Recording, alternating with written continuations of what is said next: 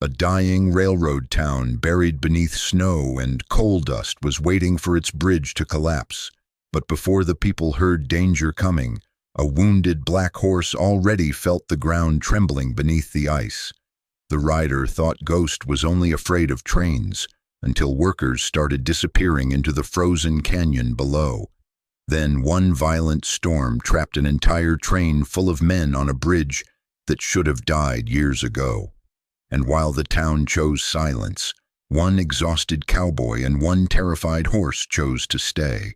Tonight's story is about guilt, survival, and the quiet ways God sends hope through broken souls that refuse to abandon each other.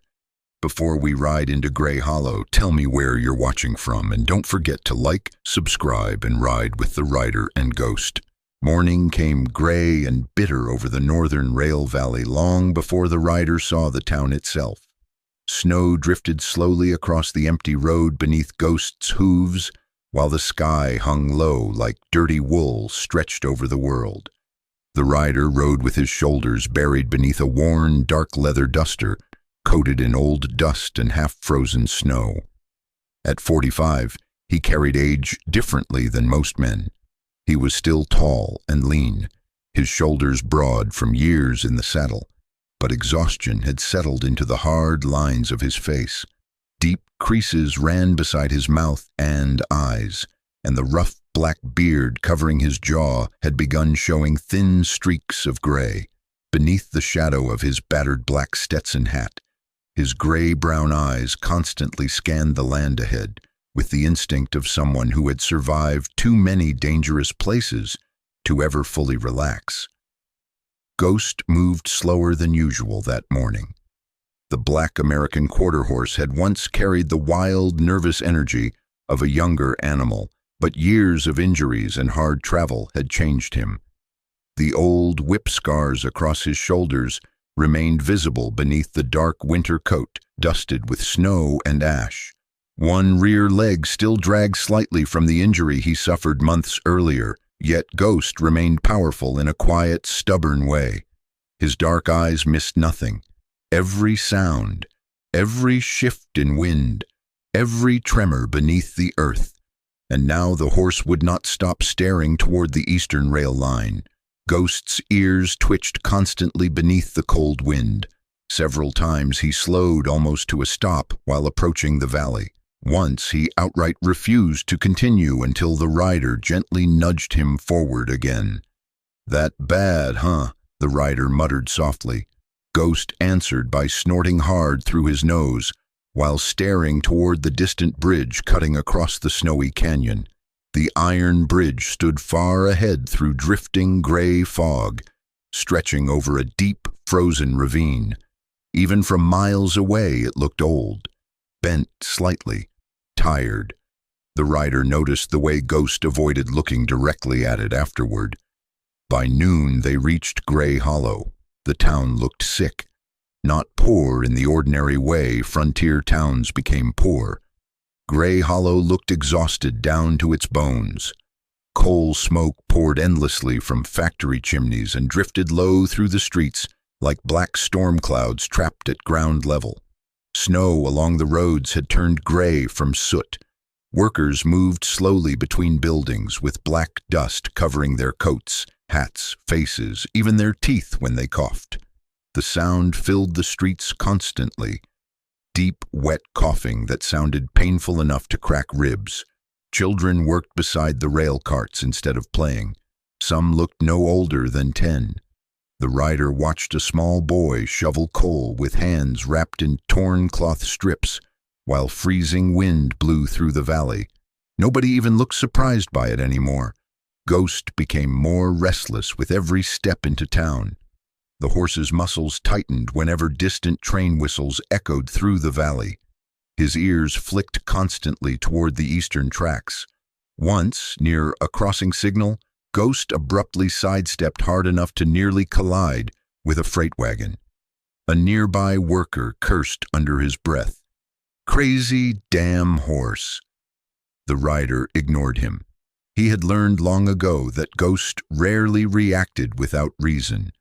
The saloon stood near the center of town beside the rail office, But instead of stopping there, the rider followed the smell of medicine and smoke toward a small clinic squeezed between two apartment buildings coated in soot. Inside, heat barely held against the cold. The woman treating injured workers looked exhausted enough to collapse where she stood. Eleanor Price was around 38, tall and thin with pale skin made even whiter by the gray light filtering through dirty windows. Her brown hair had been tied loosely behind her neck, though strands kept falling free around her tired face. Dark circles sat permanently beneath her blue-gray eyes. Coal dust stained the sleeves of her wool coat, along with dried blood from patients she likely had no time to properly clean up after. Despite the exhaustion weighing on her shoulders, there was nothing fragile about her. She moved quickly, spoke directly, and carried herself with the hard steadiness of someone forced to survive grief, without ever being allowed time to mourn it. She barely looked up when the rider entered. "If you're bleeding, sit down. If you're drunk, leave." "Neither," he answered. That finally made her glance at him, then at Ghost waiting outside the doorway beneath drifting snow. Most horses in Grey Hollow looked broken, thin, overworked. Ghost looked wounded in an entirely different way. Eleanor noticed immediately. "That horse hates this town already," she said quietly. The rider removed his gloves slowly beside the stove. "Can't blame him." Outside, another train whistle echoed through the valley. Ghost instantly lifted his head. Eleanor noticed that too. "You passing through?" she asked. "Usually." "But not this time." The rider didn't answer. Eleanor cleaned blood from a rail worker's crushed hand while speaking calmly. "Track accidents keep happening east of town. Company keeps the trains moving anyway. Says shutting down the line means no food shipments, no coal contracts, no work. And people keep dying. People keep eating," Eleanor corrected softly. "That's the problem." The room fell quiet after that. The rider understood places like Grey Hollow. Nobody here was truly evil, not completely. Hunger simply kept forcing people into uglier choices every winter. Outside, snow began falling harder. By nightfall, the valley disappeared beneath black wind and white frost. The rider rented a small stable space beside the rail yard. Ghost immediately became agitated the moment darkness settled over town. The horse paced constantly inside the stall, ears flicking toward the eastern bridge. Then came the vibration, barely noticeable at first, a faint metallic tremor beneath the frozen ground. Ghost froze instantly. The rider looked up from adjusting his saddle. Far away through the storm, the beam of a locomotive headlight appeared beyond the snow. The evening freight train. Ghost suddenly jerked backward with violent force, nearly ripping the reins from the rider's hands. The horse let out a loud, panicked cry, unlike anything heard earlier that day. Not anger, fear. "Easy," the rider warned, grabbing tighter. But Ghost kept staring toward the bridge. The train thundered across the valley through blinding snow while metal groaned beneath the wheels. Then Ghost pulled hard again, hard enough to nearly throw the rider off balance. And seconds later, a terrible cracking sound echoed through the canyon, not from the train itself. From behind it, the rider turned sharply as part of the eastern rail line collapsed into the ravine after the train barely cleared the bridge. Snow and twisted iron disappeared into darkness below, while workers shouted somewhere through the storm. The train screeched to a halt farther down the tracks. Ghost stood trembling beneath the falling snow, breathing hard, eyes locked on the broken bridge. The rider slowly loosened his grip on the reins. For a long moment he said nothing. Then he looked at the horse beside him. Ghost was not afraid of trains. Ghost had heard something no human being listened to. And for the first time since entering Grey Hollow, a cold heaviness settled deep into the rider's chest. Because suddenly the valley no longer felt unlucky. It felt like a warning. The storm from the previous night still hung over Gray Hollow the next morning, though now the snow came down softer, mixing with black coal dust drifting through the valley. The result turned the streets into filthy gray slush that soaked through boots within minutes. Smoke from the rail furnaces rolled low between buildings, trapping the town beneath a ceiling of ash-colored fog. The rider woke beside Ghost's stall after barely sleeping at all. The image of the collapsing rail line kept replaying in his head every time he closed his eyes. What unsettled him most was not the collapse itself. It was the memory of Ghost reacting before it happened. The horse stood quietly that morning, but the tension remained visible, beneath the dark coat dusted with frost. Ghost's ears constantly shifted toward the eastern bridge. Even while eating, the animal listened. The rider tightened Ghost's saddle slowly. The old relics hanging from the tack moved softly in the cold wind. The cracked horseshoe, the old leather rein from Red Ash Canyon, the wooden doll from Lost Saints. Now another sound had joined them since arriving in Gray Hollow. Distant hammering on metal rails echoing through the valley like weak heartbeat pulses. Ghost immediately lifted his head. "Yeah," the rider muttered. "I hear it too." But he knew Ghost heard more than sound. The town looked worse in daylight. Men walked toward the rail yards with scarves tied around their mouths to stop the coughing. Women scrubbed black dust from windows already ruined by soot. Even the snow seemed tired. The rider passed a line of children hauling coal buckets nearly as large as themselves, while factory whistles screamed somewhere through the fog.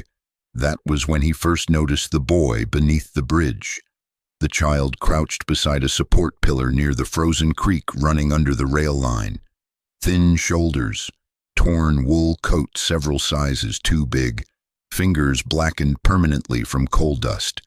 He looked maybe 13, though hunger had sharpened his face enough to make him seem older.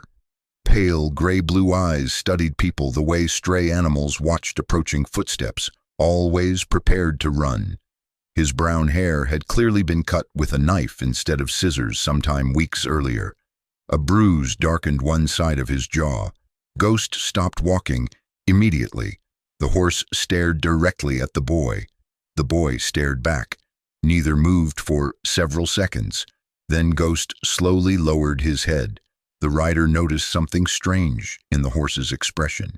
Ghost looked calmer around the child than he had looked anywhere else in Gray Hollow. The boy spoke first. "Most horses hate this place."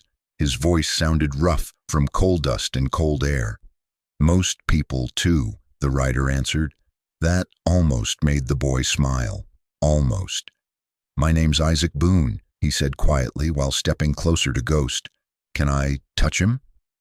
Ghost usually distrusted strangers immediately, especially children who moved too quickly, but now the horse simply watched. Isaac carefully placed one dirty hand against Ghost's neck. The black horse remained perfectly still. The rider studied the boy more carefully then. Isaac carried himself like someone forced to grow up too fast.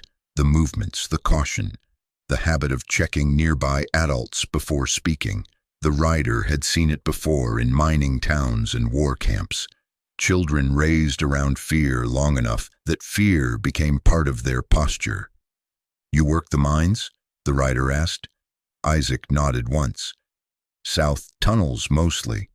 "You're too young," Isaac shrugged. "My sister still needs to eat." Simple answer, no self-pity inside it. That somehow made it worse. A train whistle echoed through the valley overhead. Ghost reacted instantly. The horse stepped sideways hard enough to push Isaac away from the tracks just as a freight line screamed across the bridge above them.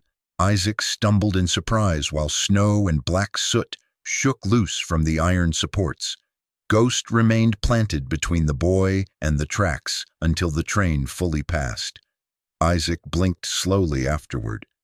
He always does that. "What?" "Gets nervous near the trains, especially eastbound ones." The rider narrowed his eyes. You've seen him before? Isaac shook his head. No, but animals here act strange around the bridge. Dogs howl, horses panic, even birds avoid the canyon some nights. The rider said nothing. Isaac lowered his voice. People disappear, too. That got his attention. The boy glanced around before continuing. Workers, mostly repair crews. Company says accidents happen during storms, but sometimes men go out to fix rails at night and never come back. Ghost suddenly lifted his head again. Metal striking metal echoed faintly somewhere far across the valley. The horse's muscles tightened instantly. Isaac noticed too. That sound always makes him nervous. The rider stared toward the eastern rail line disappearing into snowy fog. Something about this town felt wrong beneath the surface. Not evil exactly. Worse than evil sometimes. Desperate.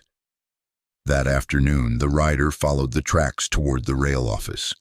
He found workers replacing bolts beneath armed supervisors despite freezing temperatures and visible cracks running along the bridge supports. Nobody stopped working. Nobody even complained anymore. Fear had exhausted itself here long ago. Inside the rail office, overheard conversations revealed enough. The bridge inspections had already failed twice. The company kept trains moving anyway. Coal contracts mattered more than broken rails. Without shipments, Gray Hollow would lose food deliveries before spring. Everyone knew the bridge was dangerous. Nobody believed they had another choice. By evening, snow returned harder than before. The rider sat beside the stable lantern while Ghost paced restlessly again. The horse refused to settle. Every few minutes, Ghost stopped to stare toward the eastern canyon. Then came the rehook. A violent crash exploded from the stall. Ghost had kicked the door completely open. Before the rider could react, the black horse bolted into the blizzard. Ghost! The rider grabbed his coat and ran after him through screaming wind and heavy snow. Visibility dropped so low he could barely follow the tracks Ghost left behind. Yet the horse kept moving toward the eastern bridge, toward danger. By the time the rider reached the canyon, he heard voices through the storm. Workers. Lanterns swung wildly atop the bridge. 6 rail workers hammered frozen bolts directly over the deepest section of the ravine, while supervisors shouted from safer ground. The bridge groaned beneath them with every gust of wind. Ghost stood near the edge of the worksite, trembling violently. Then one worker slipped. His boot lost traction on black ice.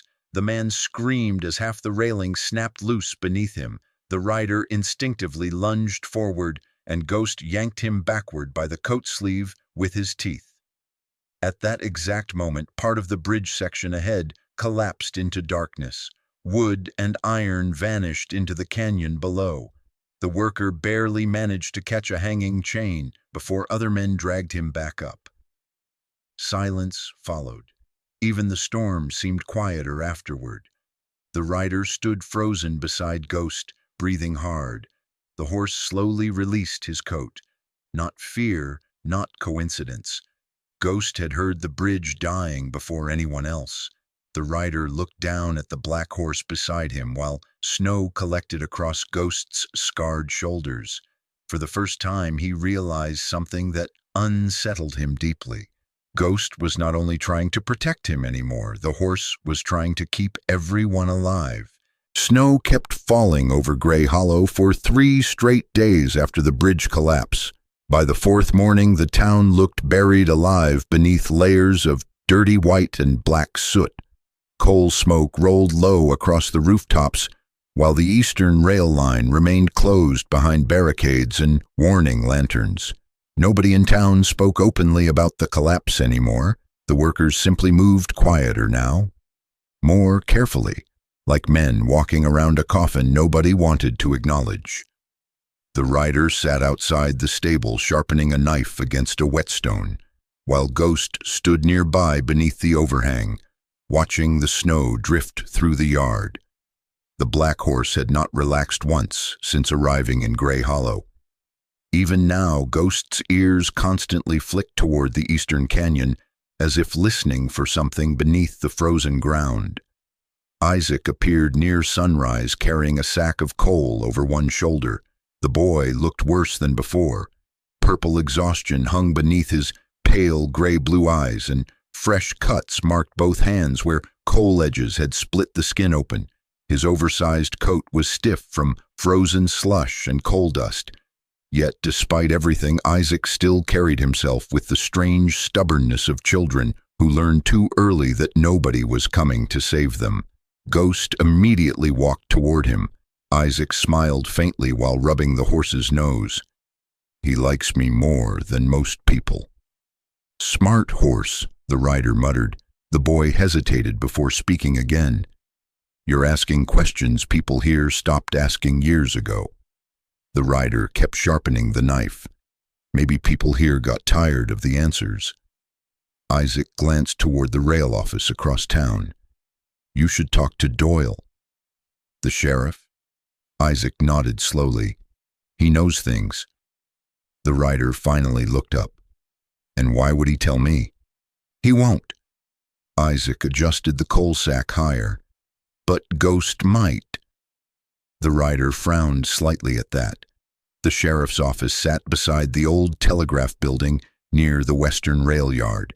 The structure looked as exhausted as the man inside it. Paint peeled from the walls. Frost crept through cracked windows. Even the flag hanging outside seemed too tired to move. Sheriff Doyle sat alone near the stove when the rider entered. The man was large in the way aging railroad workers often became. Broad through the shoulders but softened by years of whiskey and regret. His gray beard grew uneven and wild across a heavy jaw. Deep red veins marked the skin around his nose and cheeks, from cold weather and cheap alcohol. He wore an old sheriff coat stretched tightly across his stomach, though the badge pinned to it looked polished out of habit rather than pride. His pale blue eyes carried the hollow exhaustion of someone who had spent too long watching things die slowly. He did not look surprised to see the rider. "You're the cowboy causing headaches," Doyle said quietly without looking up from his glass. "I wasn't aware asking questions became illegal." "In Gray Hollow?" Doyle took a slow drink. "Depends who hears them." Ghost remained outside the doorway beneath falling snow. The horse stared directly at Doyle through the open entrance. Most men grew nervous under Ghost's gaze eventually. Doyle only looked sad. That unsettled the rider more than fear would have. The sheriff noticed him glancing outside.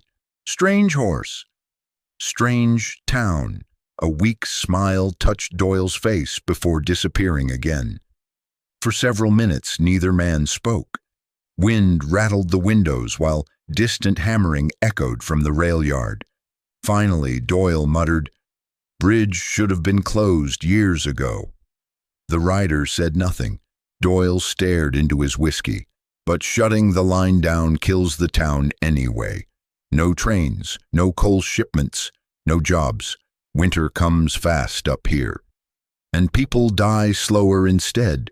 The sheriff's jaw tightened. That told the rider enough.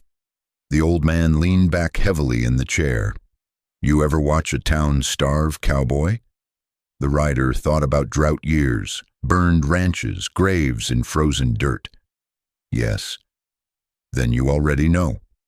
Doyle rubbed tired eyes with one hand. Folks stop caring about right and wrong once hunger stays long enough.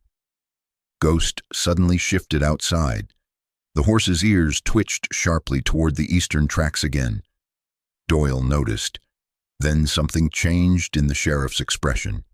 Not fear, recognition. "You know," Doyle said quietly, "my boy used to react like that too." The rider looked at him carefully. Doyle swallowed hard before continuing. "Connor worked rail inspection before." He stopped speaking for several seconds. "Before the bridge took him." The room fell silent except for the stove crackling softly nearby. Rehook came later that afternoon. The storm worsened again near dusk. Snow blew sideways across the valley while Ghost grew increasingly restless beside the eastern bridge trail. The rider intended to return to town before dark, but the horse abruptly stopped near the ravine and refused to move. Then Ghost began pawing violently at the snow. Not random movement, digging. The rider climbed down carefully while icy wind tore across the canyon. "Ghost!" The horse kept digging harder. Snow scattered beneath powerful hooves until dark ice appeared underneath. Then metal. The rider knelt and pulled free a frozen object trapped beneath layers of snow and mud. A rail badge. Old, bent, stained dark brown with dried blood. The engraving barely remained visible beneath rust. Connor Doyle, Eastern Inspection Crew. The rider stared at it in silence. Behind him, boots crunched across the snow. Sheriff Doyle stood several feet away, holding a lantern. The old man's face drained completely of color the moment he saw the badge. For several seconds, Doyle could not breathe. The lantern in his shaking hand lowered slowly. His voice cracked. That was buried with him. The rider said nothing. Doyle staggered closer through the snow, while Ghost watched him silently. "No," the sheriff whispered. "No, they told me they recovered everything." But even while saying it, he already knew the truth. His eyes moved toward the canyon below, toward the frozen darkness beneath the bridge. And suddenly the old man looked 20 years older. Doyle sank heavily onto one knee in the snow, while staring at the blood-stained badge in the rider's hand.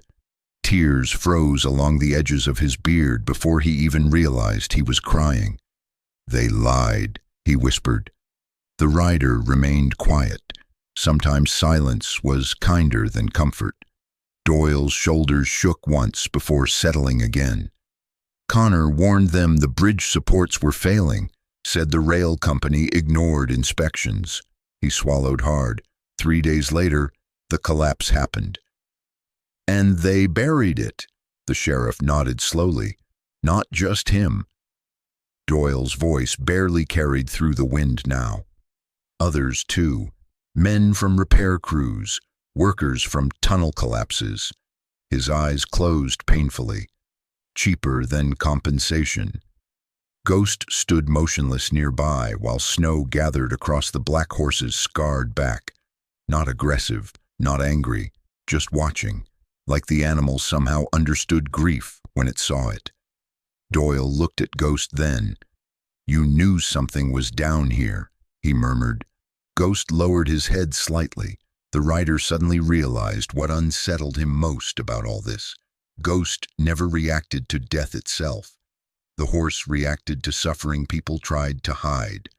Darkness settled fully over the valley by the time they returned toward town. Halfway back, Doyle finally spoke again. "I spent 6 years telling myself silence kept people alive." His boots crunched slowly through the snow. "Truth is, I was just tired." The rider glanced toward him. Doyle looked smaller now somehow, like grief had finally finished crushing what remained of him. At the edge of town, the sheriff stopped walking. Then quietly, without looking either man or horse in the eye, he confessed, "The company left bodies under that canyon for years." Snow drifted silently around them, and somewhere far away through the darkness, another train whistle echoed across Gray Hollow. The storm arrived before dawn like something alive. Gray Hollow disappeared beneath walls of white wind so thick the mountains themselves vanished behind the snow. The rail whistles sounded muted and distant now, swallowed by blizzard clouds rolling through the valley. By sunrise, snow had buried wagon wheels halfway to their axles, and black soot drifting from the furnaces mixed with the storm until the air itself looked poisoned. The rider stood beneath the stable overhang, tightening Ghost's saddle straps with numb hands while the black horse shifted restlessly beside him. Ghost had barely touched food since midnight. The animal's muscles trembled beneath the dark winter coat. Every time the eastern wind carried vibrations from the rail line, not fear alone anymore, urgency. The old iron token hanging from the saddle tapped softly against the leather with every nervous movement Ghost made. A small metallic sound, sharp, uneasy. The rider had stopped ignoring it. Across the stable yard, Isaac fought through knee-deep snow, carrying firewood nearly too heavy for him. The boy looked thinner every day. His cheeks had hollowed from hunger, and the coal dust permanently embedded in his skin made him appear ghost-like beneath the stormlight. Yet his eyes remained alert, always listening, always watching adults carefully before deciding whether they were dangerous. Ghost immediately turned toward him. Isaac reached the stall and lowered the wood with a grunt. "They're running the train." The rider looked up sharply. "Today?" Isaac nodded. "No coal shipments for 3 days. Company says if the furnaces stop, half the town loses work before spring." The rider glanced toward the eastern canyon where snow swallowed the distant rail bridge completely. "In this storm? They don't care." Ghost suddenly jerked his head toward the wind. The horse let out a low, uneasy sound deep in his throat. Isaac looked at Ghost nervously. "He's been doing that all morning." "Because something's wrong." The rider finished tightening the saddle and mounted slowly. Ghost immediately resisted, facing east. The horse planted his hooves hard into the frozen mud, ears pinned backward toward the storm. That alone told the rider enough. The bridge was getting worse. The rail yard had become chaos by midday. Workers scrambled through blinding, snow-loading supply cars, while supervisors screamed orders over the wind. Steam hissed from locomotives beneath layers of ice. Men coughed black into handkerchiefs, while shoveling coal into the engines fast enough to keep the furnaces alive. Nobody looked confident, only desperate. The rider spotted Eleanor near the supply station, helping treat a worker whose hand had frozen to a metal coupling. Her wool coat was covered in snow and soot now, and exhaustion dragged heavily beneath her pale blue-gray eyes. Yet she still moved with the same stubborn determination as before. "You should be inside," she told him immediately. "You should too." "I still have patience." The rider glanced toward the locomotive at the center track. "They really sending it across?" Eleanor nodded grimly. "The company claims the support crews repaired enough damage after the last collapse." "And you believe that?" She looked toward the storm-covered canyon. "No." The silence afterward carried its own answer. Then came the sound, deep beneath the snow, a faint metallic groaning. Ghost reacted instantly. The horse threw his head upward so violently the reins snapped tight in the rider's hands. Nearby workers cursed as Ghost backed away from the tracks, nostrils flaring hard into the freezing air. The rider felt it too now, a subtle vibration underfoot, not from the train, from the bridge itself. The company supervisor overseeing the departure stepped forward angrily. His name was Wallace Grady, a narrow-faced man in his 40s with slick, dark hair, hidden beneath a fur-lined hat and expensive gloves too clean for Gray Hollow. Unlike most people in town, Grady still looked well-fed. His sharp jaw remained smooth from regular shaving, and his eyes carried the cold impatience of someone who viewed workers as replaceable machinery. "Control your damn horse," Grady snapped. Ghost answered by nearly rearing. The rider kept his voice calm. "Bridge isn't stable." Grady laughed bitterly. "Neither is this town." Workers nearby lowered their eyes immediately.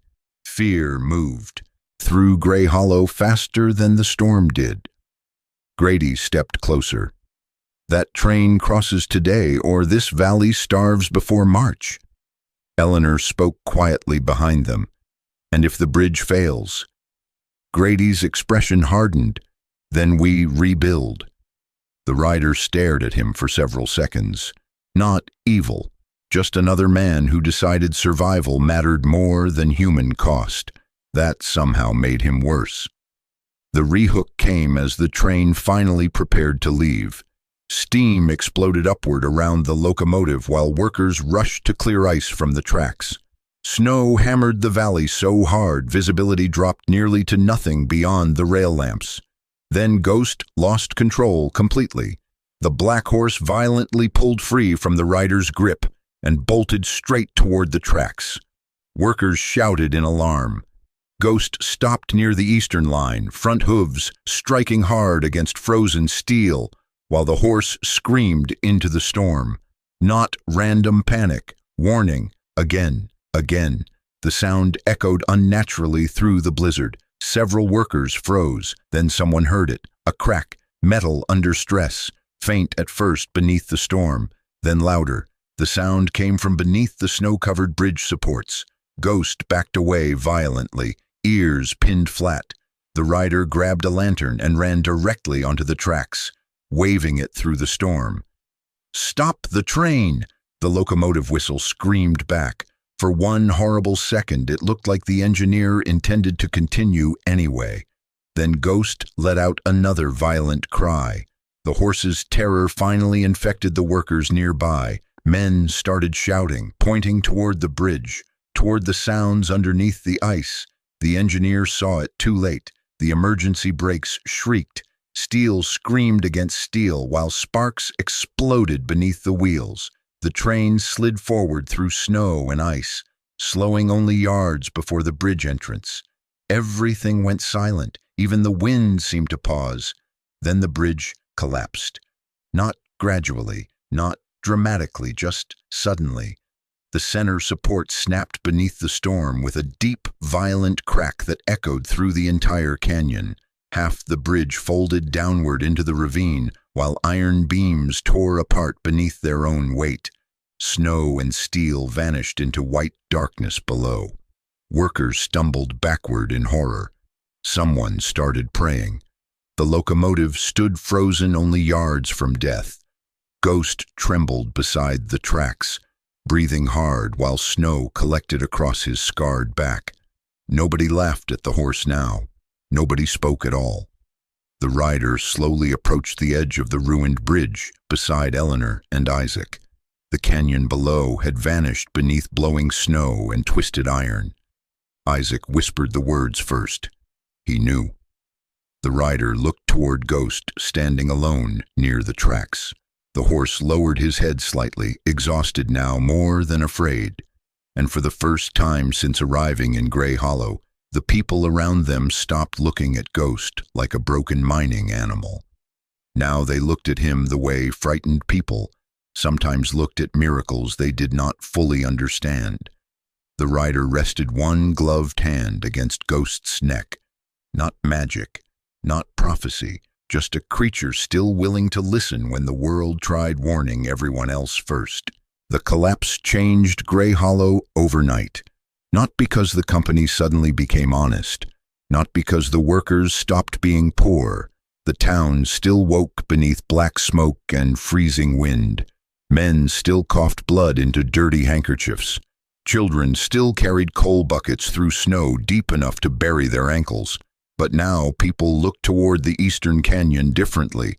Fear had finally become visible. The storm continued through the night after the bridge collapsed. Snow buried sections of the rail yard while broken iron beams still groaned somewhere below the ravine.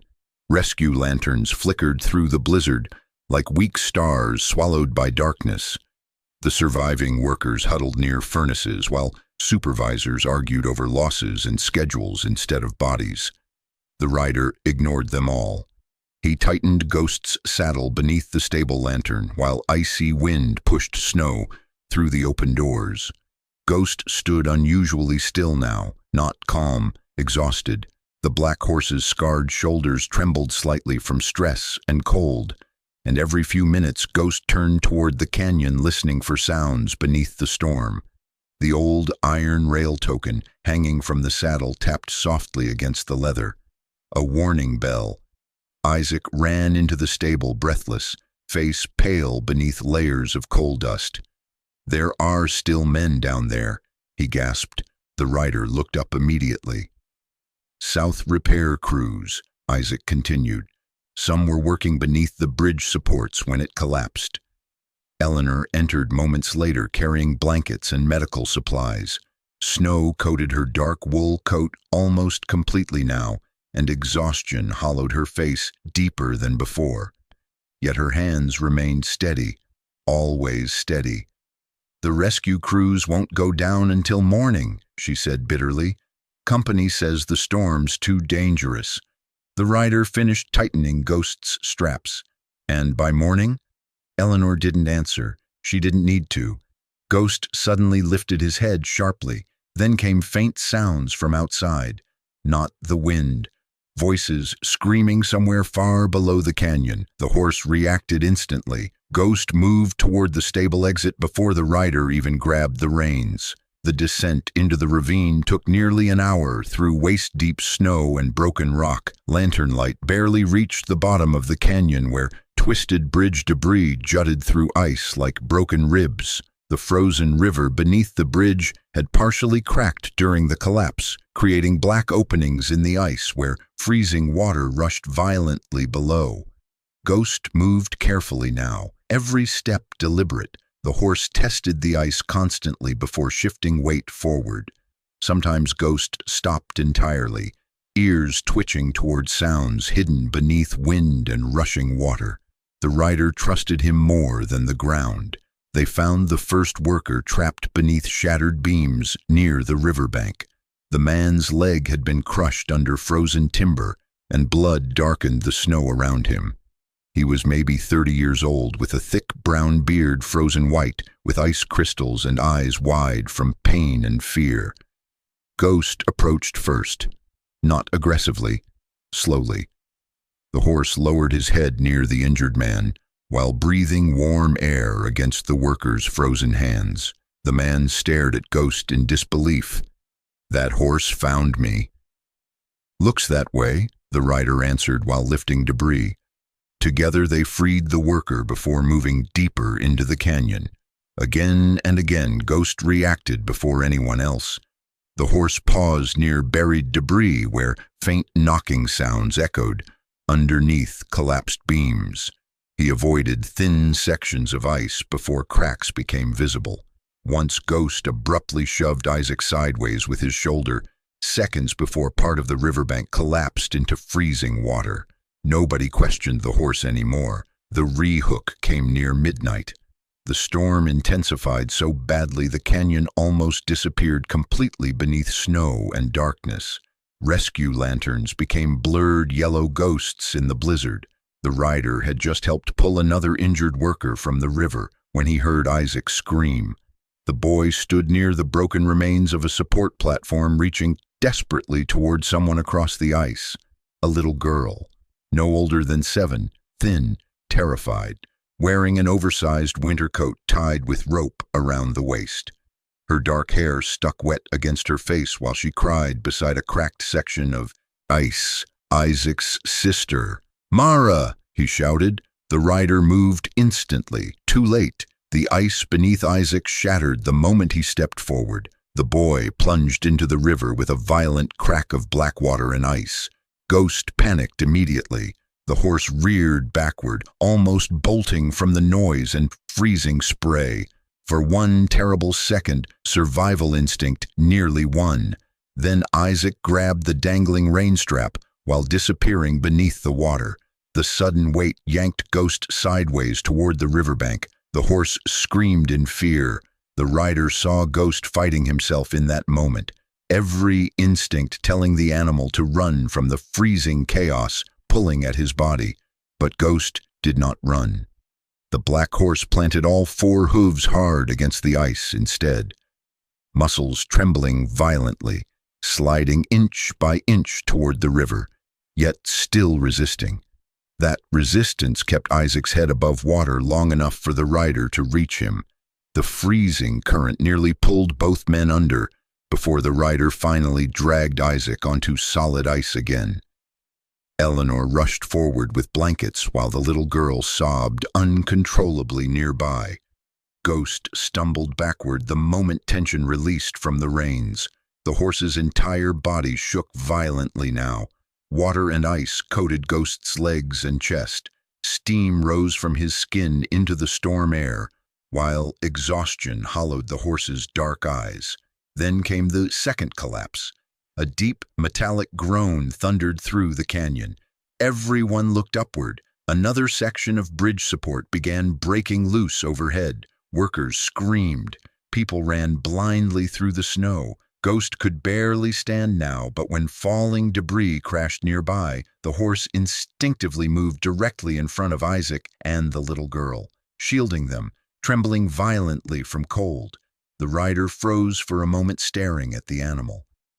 Not because Ghost looked heroic, because Ghost looked terrified, and still stayed anyway. The collapsing beams finally settled into silence beneath the storm.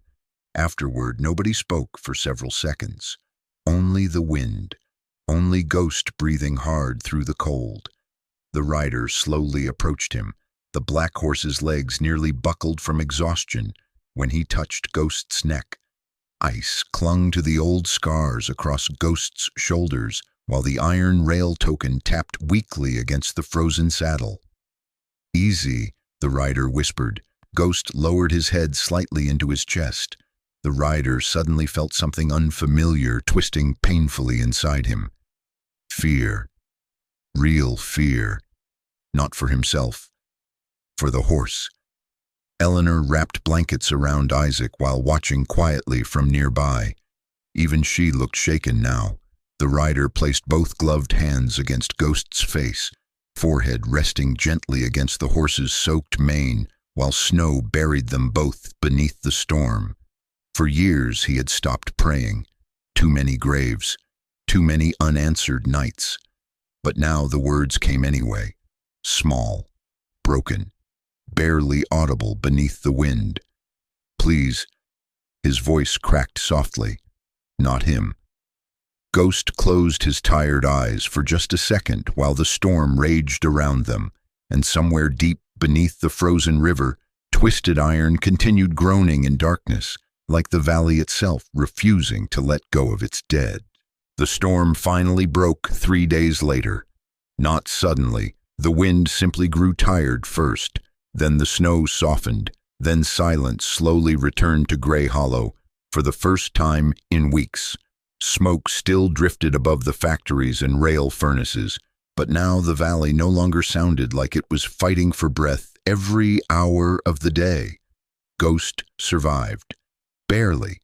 The black horse spent most of those 3 days lying inside the stable, beneath heavy blankets, while Eleanor moved constantly between injured workers and the stall beside them. Frostbite had crept into Ghost's lower legs after the river rescue, and exhaustion left the animal too weak to stand long without shaking. Several times during the first night, the rider thought Ghost might simply stop breathing altogether, but each time he reached out, Ghost still reacted, still listened, still stayed. The rider rarely left the stall now. He slept sitting against the wooden wall with his coat wrapped around him, while the lantern burned low nearby. Sometimes he woke to the sound of coughing workers outside, sometimes to Eleanor changing bandages, sometimes to Ghost breathing heavily through dreams that made the horse's muscles twitch beneath the blankets. The old iron token hanging from the saddle moved softly whenever cold wind slipped through the stable cracks. Tiny metal sounds, like distant rail warnings. On the 4th morning, Ghost finally stood on his own again. Slowly, painfully, but standing. The rider pretended not to feel relief when the horse nudged his shoulder weakly for food. "You stubborn bastard," he muttered quietly. Ghost lowered his head against his chest for half a second before pulling away again. That was enough. Outside the stable, Gray Hollow had begun changing in ways nobody expected. The bridge collapse spread fear through the workers faster than the company could bury it. Men refused to return to the Eastern Rail line. Repair crews walked off shifts entirely. Mothers pulled children from coal tunnels despite threats of lost wages. For the first time in years, the town stopped pretending survival mattered more than truth. And Sheriff Doyle finally broke. The old sheriff stood outside the rail office near sunset, beneath falling snow, while nearly the entire town gathered in silence around him. His large frame looked heavier than ever beneath the old sheriff coat, and his gray beard had grown wilder during the storm. The whiskey redness in his face remained, but something else had disappeared from him now. The fear. In his shaking hands, Doyle carried ledgers, inspection reports, and death records hidden for years by the rail company. The rider watched from horseback beside Ghost, near the edge of the crowd. Eleanor stood nearby, wrapped in her dark wool coat, while Isaac held Mara close against the cold. Doyle's voice nearly failed him at first. Then he started reading names. Workers buried after tunnel collapses. Repair crews never reported to families. Rail inspectors threatened into silence. Connor Doyle among them. No speeches followed. No dramatic anger. Just silence spreading through Gray Hollow like morning finally allowed to breathe. Then one worker stepped away from the rail yard. Then another. Then dozens more. By morning, the tracks sat empty. For the first time in years, no train whistle crossed the valley. The strike began without anyone officially calling it one. The company threatened arrests. Nobody moved, because now everyone knew the bridge had not simply failed. People had failed each other first. Days later, Eleanor reopened an abandoned supply building beside the West Road and turned it into a free medical station. The structure still smelled like coal and machine oil, but now lantern light filled the windows at night instead of darkness. Injured workers came openly. Children no longer disappeared into the mines before sunrise. Isaac stopped carrying coal buckets. The boy still looked thin and older than 13, but something cautious and hopeful had started appearing in his expression now. Mara rarely left Ghost's side whenever she visited the stable. The little girl often braided pieces of cloth through the horse's mane, while Ghost stood quietly listening to her talk about things children should have been allowed to care about all along. Snow finally stopped completely a week after the collapse. That evening, the rider met old Walter for the first time. The old rail keeper sat beside the abandoned signal tower, overlooking the canyon. He looked almost part of the structure itself, thin, weathered, half frozen by years beside the tracks. Walter had to be nearly 70. One leg ended below the knee, where an old rail accident had taken it decades earlier, replaced now by a rough wooden prosthetic worn smooth from years of use. Long white hair curled from beneath a faded railroad cap, and his beard looked yellowed from coal smoke and cold winters. Despite the age in his body, his pale eyes remained sharp, especially when watching Ghost. The black horse approached Walter without fear. That alone surprised the rider. Walter slowly reached into his coat pocket and removed a small blackened iron coin attached to an old leather cord. The metal looked warped from fire and years of weather exposure. "Used to hang these near damaged track sections," Walter explained quietly. His voice sounded rough as gravel dragged across wood. "Before companies stopped paying for warning systems." The rider turned the coin over in his gloved fingers. A faded rail symbol remained barely visible beneath burn marks. "The iron rail token," Walter said. "Last one left in Gray Hollow." Ghost watched the object closely while cold wind moved through the valley around them. Walter's eyes never left the horse. Machines stopped listening long ago. He paused softly. Animals still do. The rider looked toward Ghost, standing beside the snowy overlook. The horse's ears flicked toward distant sounds only he seemed able to hear. Slowly, the rider tied the blackened token beside the other relics, hanging from Ghost's saddle. The cracked horseshoe, the old leather rein, the wooden doll. Now this. When Ghost shifted his weight, the token struck softly against the saddle rings. A small metallic sound carried into the frozen air, like memory. That night, Grey Hollow looked different from the hill above town. Lanterns glowed warm through windows. Smoke rose calmer from chimneys. The rail yard stood dark and silent beneath fresh snow, while workers gathered around fires instead of trains. No miracles had happened here. The dead were still dead. The valley was still poor. Winter still remained. But now people finally looked at one another instead of away. The rider sat quietly beside Ghost, beneath the stars, while the horse rested nearby in the snow. Neither moved much.